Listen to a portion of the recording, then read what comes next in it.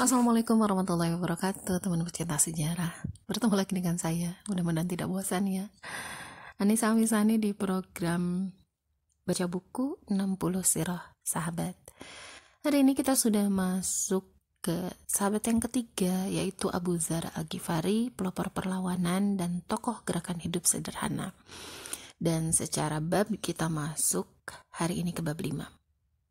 Sebelum mulai jangan lupa ya teman untuk subscribe channel ini supaya saya tambah semangat nih untuk upload tiap hari dan tambah semangat untuk baca bukunya dan membagi kisah kepada teman-teman semua.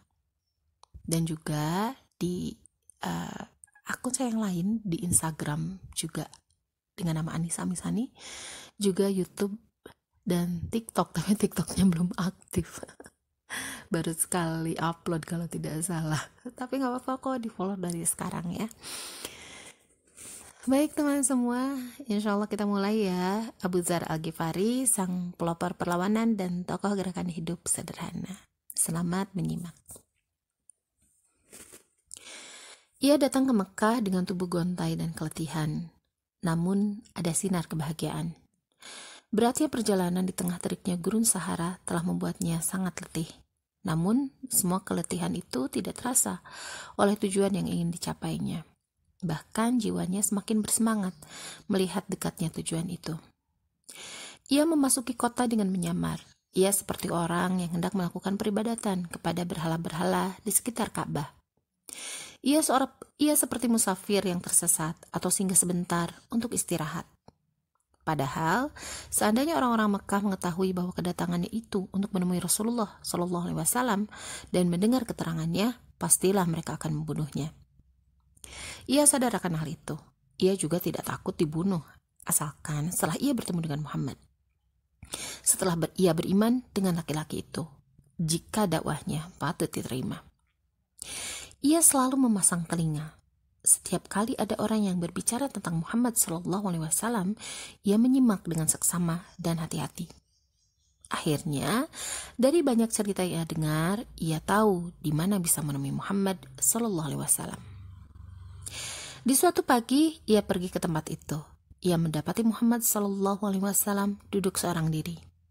Ia mendekat dan berkata, "Selamat pagi, wahai kawan sebangsa." Rasul menjawab, "Semoga kesejahteraan selalu menyertaimu, wahai sahabat." Kata Abu Dzar, "Senandungkan kepadaku syair ciptaanmu." Rasul menjawab, "Aku tidak punya syair yang bisa aku senandungkan. Ini adalah Al-Quranul Karim." "Kalau begitu, bacakanlah," kata Abu Dzar. Maka Rasulullah membacakan ayat Al-Quran dan Abu Dzar mendengarkan dengan baik. Belum banyak ayat yang dibaca oleh Rasulullah. Abu Dzar mengucapkan, "Asyhadu an la ilaha illallah wa asyhadu anna Muhammadan abduhu wa rasuluh." Aku bersaksi tiada Tuhan selain Allah. Dan aku bersaksi bahwa Muhammad adalah hamba dan utusannya. Rasulullah bertanya, "Engkau dari mana, saudara sebangsa?" "Dari suku Ghifar," jawab Abu Dzar. Rasulullah tersenyum senang dan takjub. Abu Dzar pun tersenyum. Ia tahu mengapa Rasul takjub ketika mendengar bahwa orang yang masuk Islam yang berada di hadapannya ini adalah dari suku Ghifar. Suku Ghifar adalah perampok yang sangat kejam, bahkan sudah menjadi simbol perampokan. Rombongan pedagang yang kemalaman di wilayah Ghifar akan berakhir mengenaskan. Sekarang, saat Islam baru saja lahir dan bergerak dengan sembunyi-sembunyi, ada orang Ghifar yang sengaja datang untuk masuk Islam. Abu Dzar menceritakan sendiri kisah itu. Maka pandangan Rasulullah pun turun naik. Sangat takjub karena aku dari Ghifar. Beliau bersabda, "Sesungguhnya Allah memberi petunjuk kepada siapa yang Dia kehendaki." Betul, Allah memberi petunjuk kepada siapa yang Dia kehendaki. Dan Abu Dzar termasuk orang yang dikehendaki Allah memperoleh petunjuk. Orang yang dipilihnya mendapat kebaikan. Sejak dulu Abu Dzar sudah bisa memilah-milah antara yang benar dan yang salah. Sejak dulu ia tak mau mengakui patung-patung sebagai Tuhan. Ia meyakini adanya satu pencipta yang maha agung.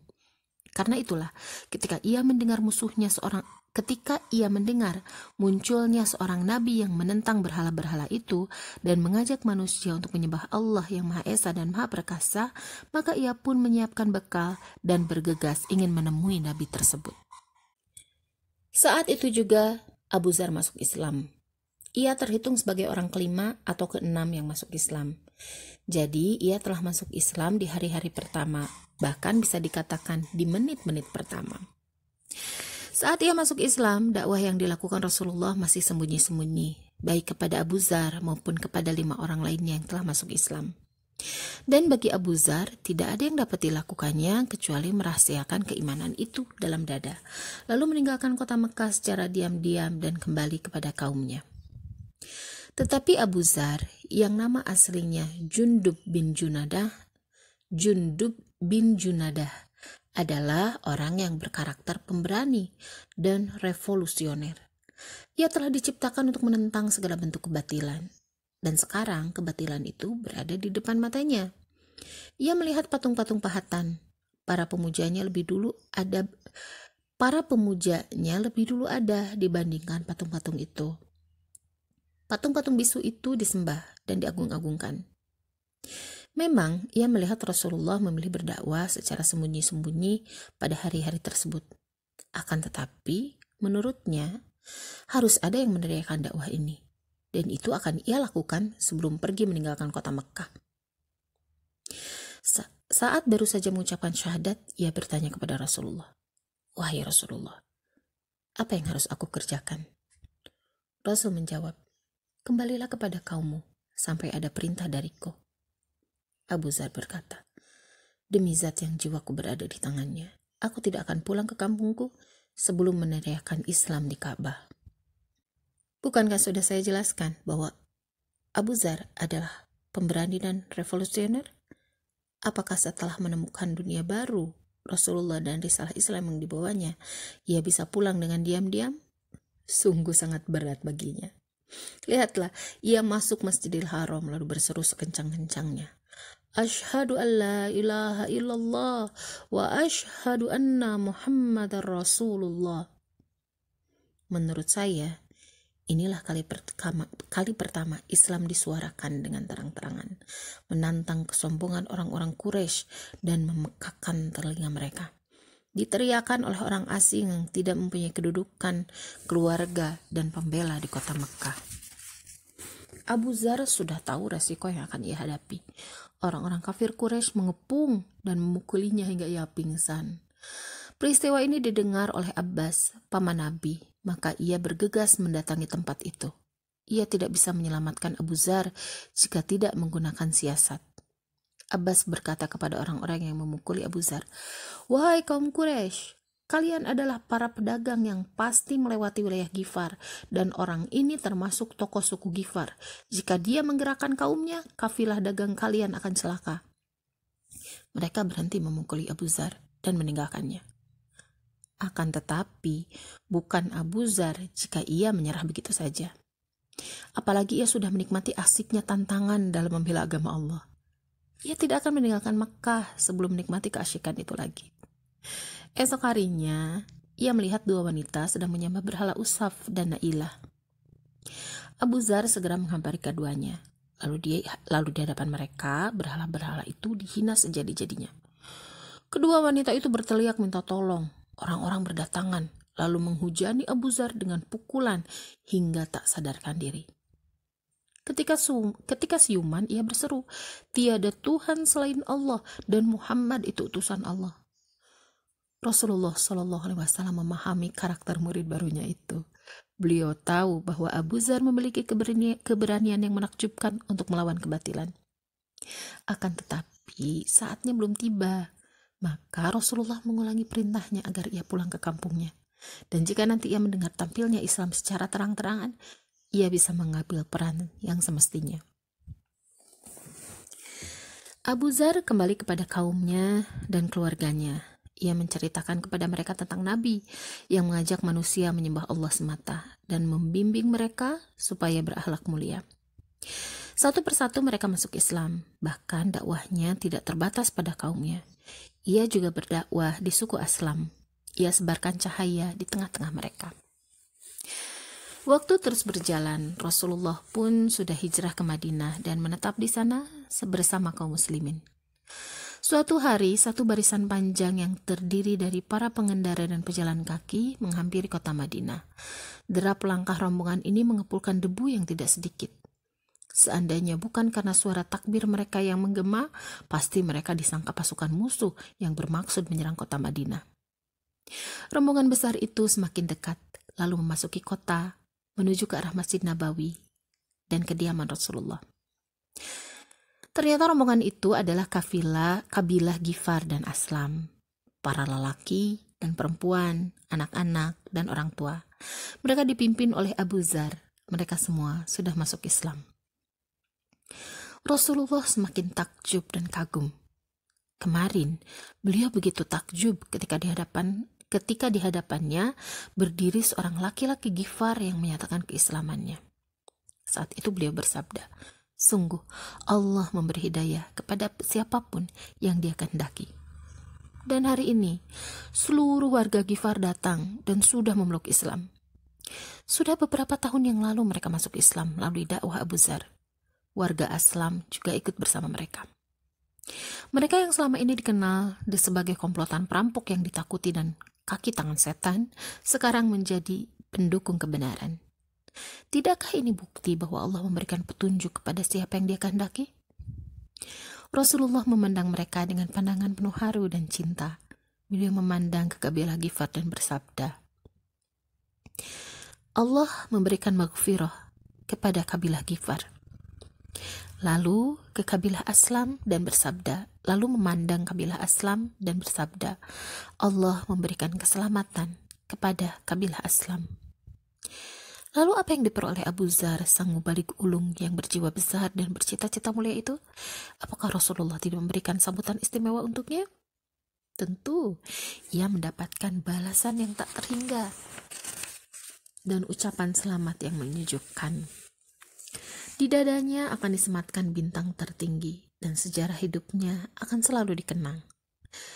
Generasi demi generasi akan selalu mengingat kata-kata Rasulullah tentang Abu Dzar.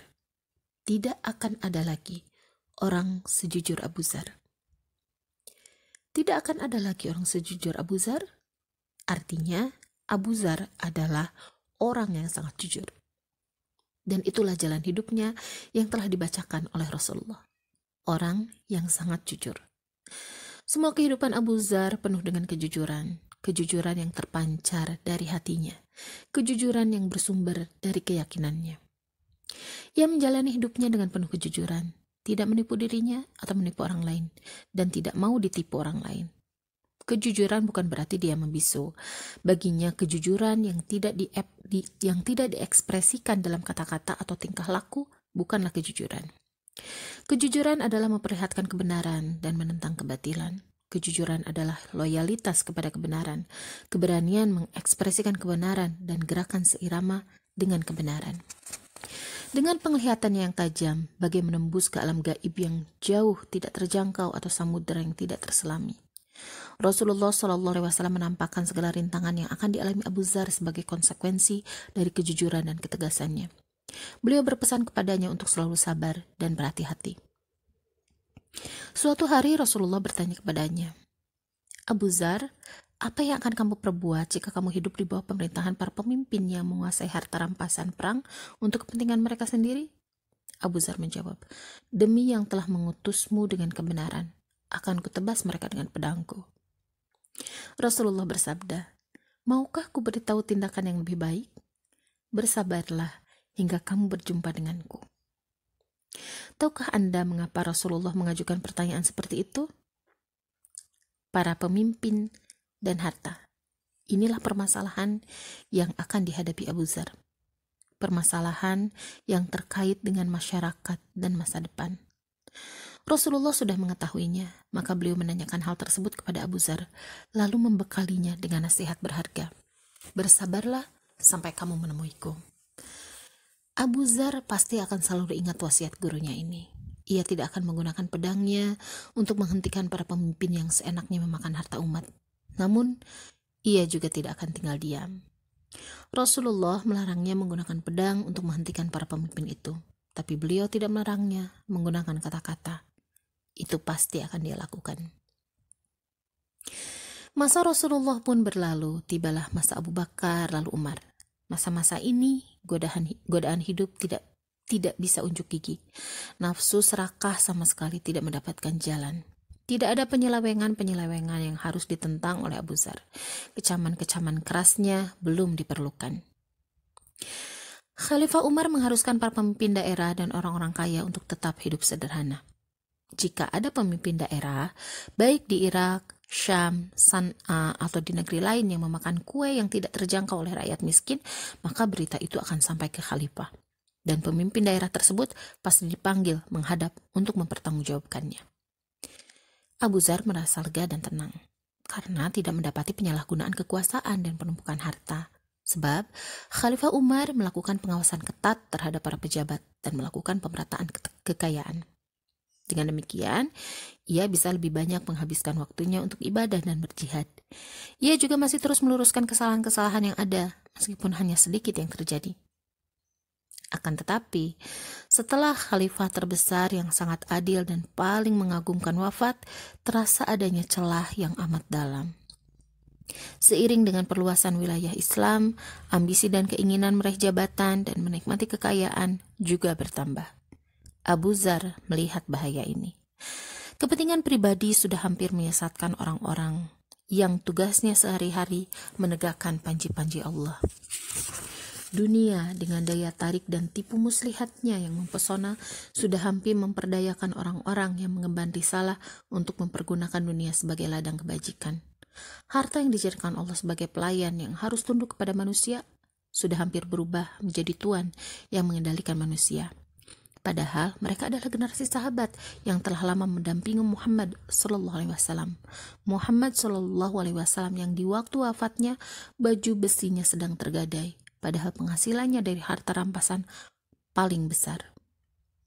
Penghasilannya dari harta rampasan perang sangat besar. Allah menciptakan kekayaan bumi untuk semua manusia.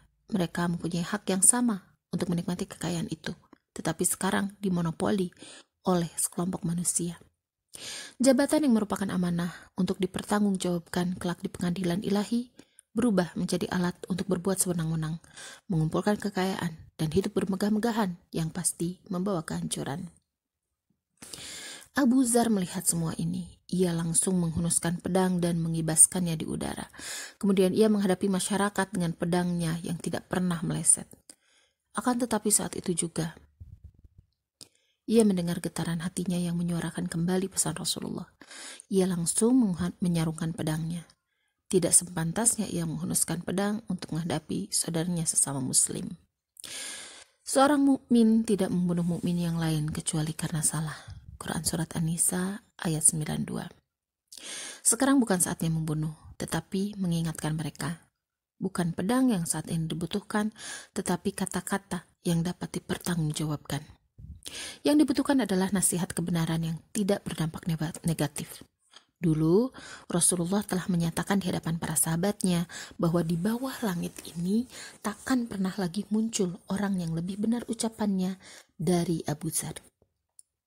Orang yang memiliki keistimewaan seperti ini tidak memerlukan lagi pedang sebagai senjata. Satu kata yang diucapkannya akan lebih mengena daripada ribuan pedang. Maka dengan kejujuran dan keberaniannya ia akan menemui para pemimpin, orang-orang kaya, dan mereka yang terlena dengan dunia.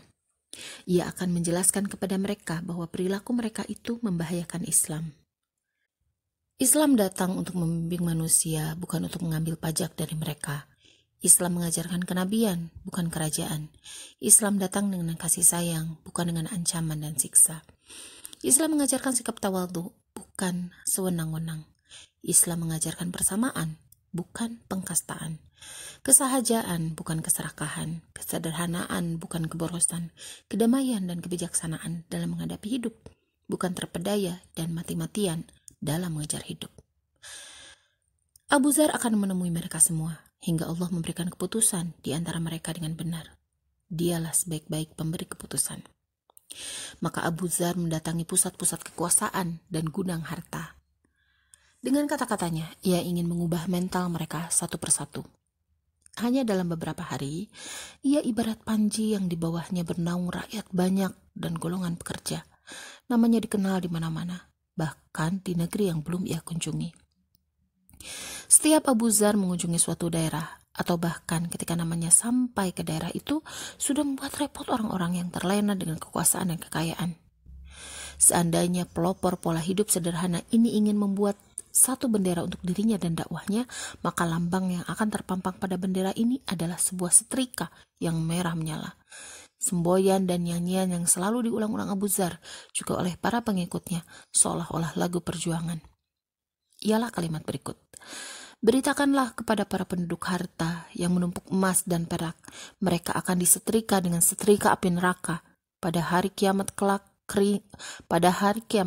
kening dan pinggang mereka akan disetrika.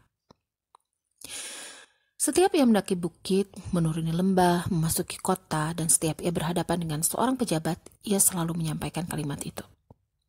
Dan ketika melihat kedatangan mereka, masyarakat akan menyambutnya dengan ucapan, beritakan kepada para penumpuk harta bahwa mereka akan disetrika dengan setrika dari api neraka. Kalimat ini benar-benar telah menjadi semboyan seluruh hidupnya. Tatkala melihat kekayaan ditimbun dan dimonopoli, tatkala ada penguasa yang zalim dan sewenang-wenang, dan tatkala cinta dunia telah merajalela dan hampir saja melumat hasil yang telah dicapai di tahun-tahun kerasulan, berupa kemuliaan, kesolehan, kesungguhan, dan keikhlasan. Abu Zar memulai dakwahnya di wilayah yang paling sewenang-wenang dan paling kaya. Di sana, di wilayah Syam, wilayah terluas dan tersubur, kekayaan mengalir tanpa batas. Semua kebutuhan duniawi terpenuhi, terutama bagi mereka yang punya jabatan. Gubernur Syam saat itu adalah Muawiyah bin Abu Sufyan. Syam dipenuhi ladang-ladang subur, bangunan-bangunan megah, dan kekayaan melimpah yang dapat menggelincirkan para pelopor dakwah. Sebelum bahaya ini menimpa, Abu Zar harus mencegahnya. Ia sing-singkan dengan maju, lalu bersegera berangkat ke Syam. Baru saja ia datang di Syam, masyarakat sudah menyambutnya dengan antusias dan penuh kerinduan. Mereka mendampinginya kemana saja ia pergi. Ceritakan kepada kami, wahai Abu Zar, wahai sahabat Rasulullah. Abu Zar memandangi orang-orang yang sedang berkerumun di sekitarnya dengan seksama. Ternyata mereka adalah orang-orang miskin. Sementara di dekat situ terdapat bangunan-bangunan megah dan ladang-ladang subur terhampar luas. Ia berkata dengan suara lantang, "Aku heran terhadap orang yang tidak punya makanan di rumahnya. Mengapa ia tidak mendatangi orang-orang itu dengan menghunuskan pedangnya?" Tetapi ia segera teringat pesan Rasulullah yang menyuruhnya memilih cara bertahap daripada cara revolusi, menggunakan kata-kata daripada pedang.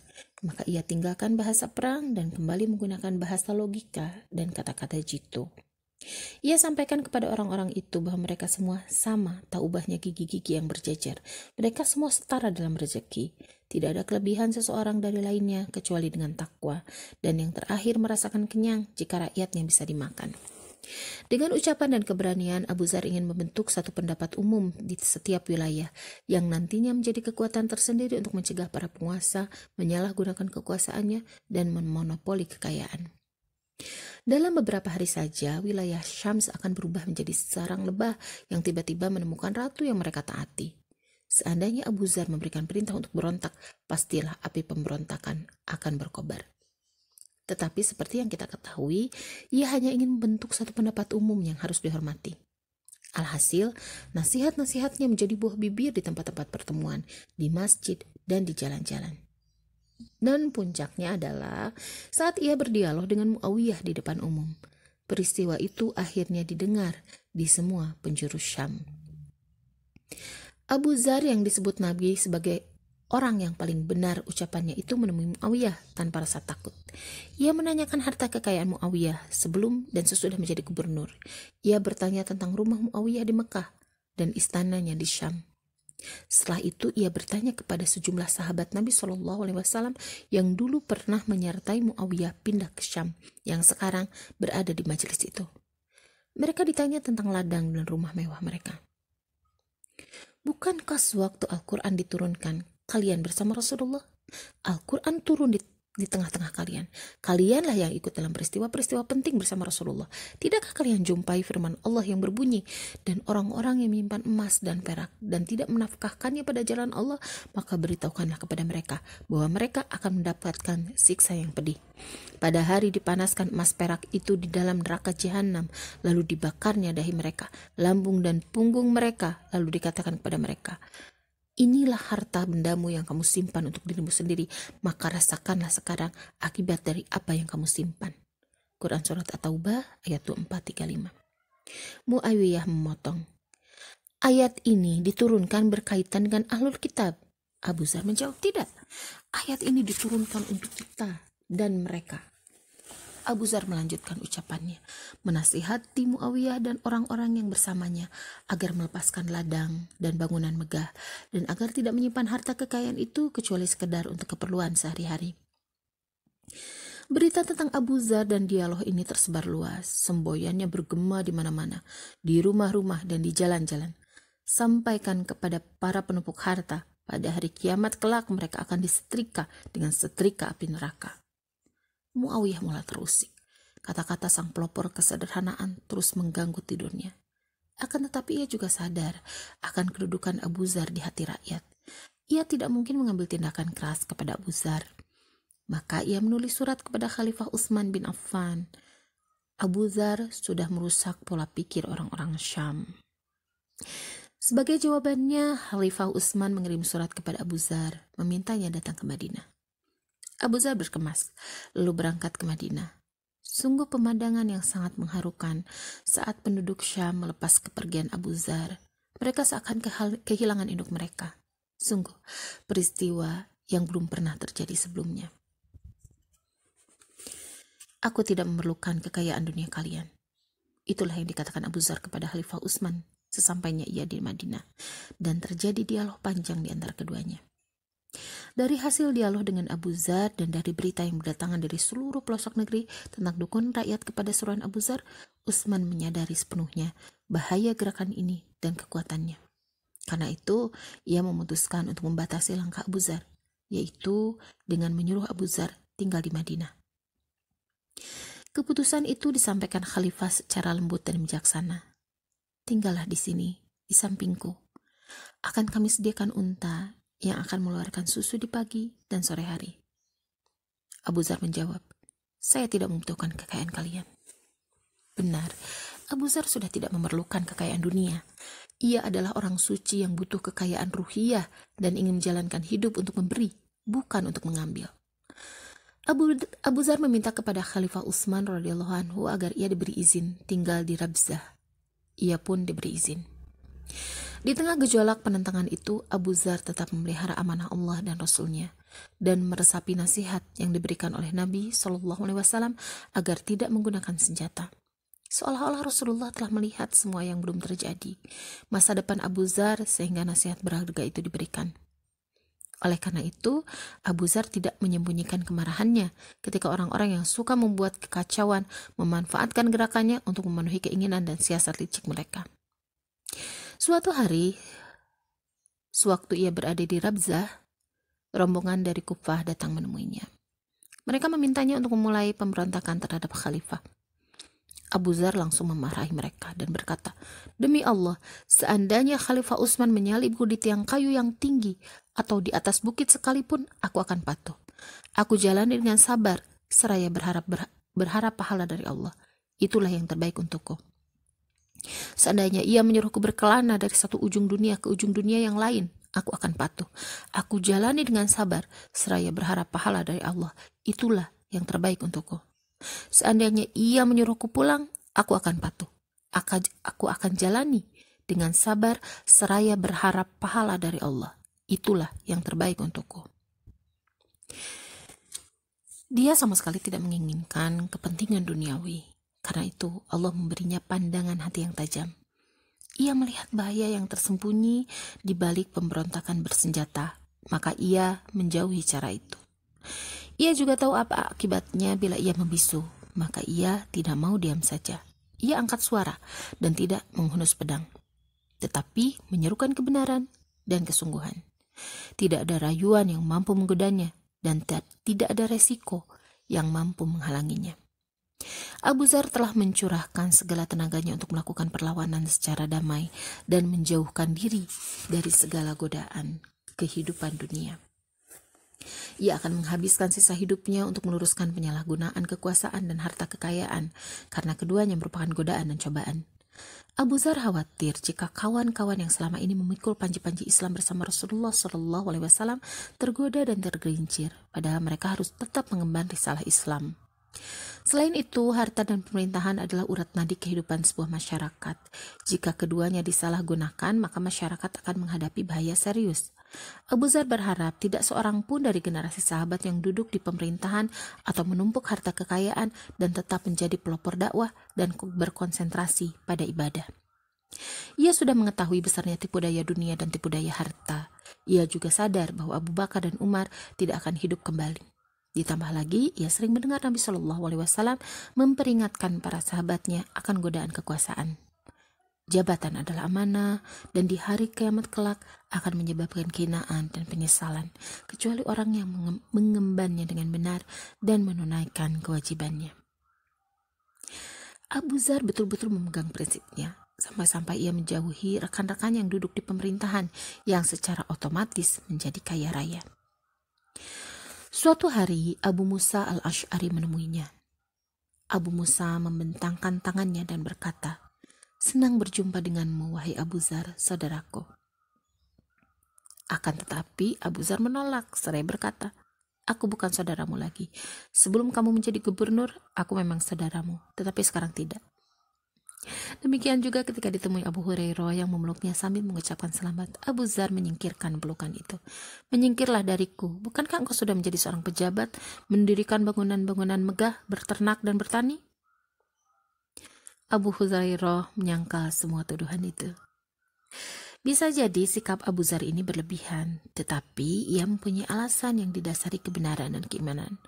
Abu Zar bersikap dengan cita-cita dan perbuatan nyata, dengan perilaku dan pikirannya, sesuai dengan digariskan oleh Rasulullah dan dua sahabatnya, Abu Bakar dan Umar. Jika sebagian orang menganggap parameter ini terlalu ideal dan tak mungkin ditiru, maka Abu Zar melihatnya sebagai teladan yang menggariskan jalan hidup dan amal perbuatan, terutama bagi mereka yang hidup di masa Rasulullah. Mereka yang pernah sholat berjamaah bersama beliau, berjihad bersama beliau, dan telah berjanji setia kepada beliau. Sebagaimana telah kita sebutkan bahwa dengan penglihatan yang tajam ia merasakan kalau harta dan kekuasaan berpengaruh besar terhadap masa depan suatu bangsa. Karena itu, setiap ketimpangan yang terjadi di pemerintahan atau ketimpangan dalam pembagian harta kekayaan harus segera diluruskan. Dengan sekuat tenaga, Abu Zar mengisi hidupnya untuk meneladani Rasulullah dan dua sahabatnya, Abu Bakar dan Umar. Ia terus berusaha mempertahankan prinsip itu. Abu Zar adalah maha guru dalam hal menjauhkan diri dari kekuasaan dan harta kekayaan. Suatu hari, ia ditawari untuk menjadi gubernur Irak. Ia menjawab, "Tidak. Demi Allah, kalian tidak akan berhasil merayuku dengan dunia kalian ini." Pada kesempatan lain, seorang kawan melihatnya memakai jubah usang. Orang itu berkata, "Bukankah kamu punya baju lain? Beberapa hari yang lalu aku melihatmu punya dua baju baru." Abu Zar menjawab, "Kawan, dua baju itu sudah kuberikan kepada orang yang lebih membutuhkannya." Orang itu berkata, "Demi Allah, kamu juga membutuhkannya." Abu Zar menjawab, "Ya Allah, ampunilah kami. Kawan, tidakkah kamu lihat saya sedang memakai jubah ini? Aku punya satu lagi untuk sholat Jumat. Aku juga punya seekor kambing perah dan seekor keledai tunggangan. Nikmat apa lagi yang lebih besar dari yang kita miliki ini?" Pada suatu hari, ia duduk menyampaikan sebuah hadis. "Rasulullah berpesan 7 perkara kepadaku. Aku disuruh mencintai orang-orang miskin dan dekat dengan mereka. Aku disuruh melihat orang yang lebih rendah dariku dan tidak melihat orang yang berada di atasku. Aku disuruh untuk tidak meminta sesuatu kepada orang lain. Aku disuruh menyambung silaturahim. Aku disuruh mengatakan yang benar meskipun pahit. Aku disuruh untuk tidak takut pada cercaan siapapun ketika menegakkan agama Allah, dan aku disuruh banyak mengucapkan la ilaha la haula wala quwata illa billah. Tiada daya dan kekuatan kecuali dengan pertolongan Allah." Sungguh, ia menjalankan pesan ini. Pola hidupnya disesuaikan dengan pesan ini, hingga ia ibarat hati nurani bagi bangsa dan kaumnya. Imam Ali berkata, hari ini sudah tidak ada lagi orang yang tidak takut cercaan orang lain ketika menegakkan agama Allah selain Abu Dzar. Hidupnya dibaktikan untuk menentang penyalahgunaan kekuasaan dan penumpukan harta, menghancurkan kebatilan dan menegakkan kebenaran, dan memikul semua tugas penasehat dan pemberi peringatan. Ia dilarang memberi fatwa, maka suaranya semakin lantang. Ia berkata kepada orang yang melarangnya, demi zat yang nyawaku berada di tangannya, seandainya kalian menaruh pedang di leherku dan aku masih bisa menyampaikan sabda Rasulullah, pasti ku sampaikan sebelum kalian menebas leherku. Andai saja semua kaum muslimin mendengarkan pesan Abu Dzar ini, tentu bahaya ini sudah mati di sarangnya sebelum menjadi besar. Lihatlah setelah itu, bahaya itu semakin besar dan menggerogoti pemerintahan, masyarakat, dan Islam itu sendiri. Sungguh sangat mengerikan. Sekarang Abu Dzar sedang menghadapi sakaratul maut di Rabzah, tempat yang dipilihnya sebagai tempat tinggal setelah terjadi perbedaan pendapat dengan Khalifah Utsman radhiyallahu anhu. Marilah kita ucapkan salam perpisahan dan selamat jalan. Marilah kita saksikan akhir dari kehidupan yang luar biasa. Seorang perempuan kurus berkulit coklat duduk di dekatnya sambil menangis. Dialah istrinya. Abu Dzar berkata kepadanya, apa yang membuatmu menangis? Mati itu pasti datang. Wanita itu menjawab, engkau akan meninggal dunia dan aku tidak punya kain yang cukup untuk mengkafanimu. Abu Dzar tersenyum dan berkata, tenanglah, jangan menangis. Suatu hari ketika aku berada dekat Rasulullah bersama beberapa orang sahabat, aku mendengar beliau bersabda, seorang dari kalian akan mati di padang pasir. Ia disaksikan serombongan orang-orang beriman. Semua yang ada di majelis Rasulullah saat itu telah meninggal di tengah-tengah masyarakat, hingga aku yang masih hidup, dan sekarang akan mati di padang pasir jauh dari masyarakat. Lihatlah ke jalan, akan datang serombongan orang beriman. Demi Allah, aku tidak bohong dan tidak dibohongi. Lalu ruhnya kembali ke hadirat Allah, dan sungguh benar ucapannya. Di tengah sahara sana terlihat serombongan orang beriman sedang menempuh perjalanan. Mereka dipimpin oleh Ibnu Mas'ud, sahabat Rasulullah. Sebelum ke tempat Abu Dzar, Ibnu Mas'ud sudah diperlihatkan gambaran sesosok tubuh kurus kering terbujur seperti tubuh mayat, dan di sebelahnya ada seorang wanita tua dengan seorang anak. Keduanya menangis. Dibelokkannya kekang hewan tunggangannya ke tempat itu, diikuti dari belakang oleh anggota rombongan. Ketika melihat tubuh yang terbujur kaku itu, ia langsung bisa mengenalinya. Dia adalah saudaranya sesama muslim, Abu Dzar. Abdullah bin Mas'ud tak kuasa menahan tangis. Ia berkata, sungguh benar Rasulullah yang pernah bersabda, kamu berjalan sendirian, mati sendirian, dan dibangkitkan sendirian. Setelah itu ia duduk menjelaskan maksud dari sabda Rasulullah itu. Peristiwa itu terjadi di Perang Tabuk tahun ke-9 Hijriah. Rasulullah menyuruh kaum muslimin bersiap menghadapi pasukan Romawi yang mulai menyerang wilayah Islam. Saat itu musim paceklik, jarak yang akan ditempuh sangat jauh dan musuh pun sangat kuat. Sejumlah orang minta izin tidak ikut berangkat dengan berbagai alasan. Rasulullah dan pasukan Islam berangkat. Jauhnya perjalanan menambah lelah dan sulit. Tidak sedikit anggota pasukan yang tertinggal dari rombongan. Setiap ada seorang yang tertinggal, mereka mengadu ke Rasulullah. Ya Rasulullah, si fulan tertinggal. Beliau menjawab, biarkanlah. Jika dia membawa manfaat, Allah pasti akan membawanya bergabung dengan kita. Jika tidak, maka Allah telah meringankan beban kita. Pada suatu saat mereka melihat-lihat pasukan. Ternyata mereka tidak menemukan Abu Dzar. Maka mereka berkata kepada Rasulullah, Abu Dzar tertinggal, keledainya sulit berjalan. Rasulullah menjawab dengan jawaban yang sama. Memang keledai Abu Dzar tidak begitu kuat, apalagi ditambah jauhnya perjalanan, kehausan, dan terik matahari yang sangat panas. Abu Dzar sudah berusaha dengan berbagai cara agar keledainya mau berjalan, tapi tidak berhasil. Kalau begitu, Abu Dzar bisa ketinggalan rombongan. Maka ia turun dari keledai, ia panggul perbekalannya.